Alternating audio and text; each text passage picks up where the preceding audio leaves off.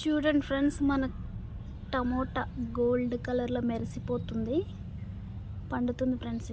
దీన్ని కూడా పండాక కట్ చేయాలి. ఇప్పుడే కలర్ వస్తుంది.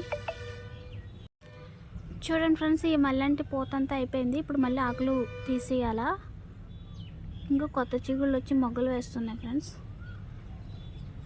చూడండి, మొత్తం ఆకంతా తీసేస్తాను తర్వాత. చూడండి ఫ్రెండ్స్, మనం వేసిన పుదీనా బతికింది. ఇందులో ఇంత చెత్త ఎందుకు వేసానంటే మొక్కలకి బలంగా ఉంటుందని. అండ్ ఇప్పుడు చూడండి, ఇది తీసేయాలి ఫ్రెండ్స్. ఇంకా చనిపోయింది కదా, ఈ 2 కనకాంబరాలు చనిపోయినాయి ఫ్రెండ్స్.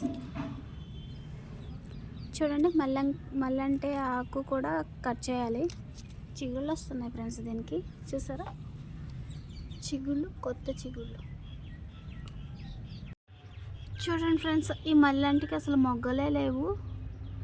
ఇది పొడవు మల్లి ఫ్రెండ్స్, బట్ చిన్నది, సన్నంగా ఉంటుంది పువ్వు అయితే.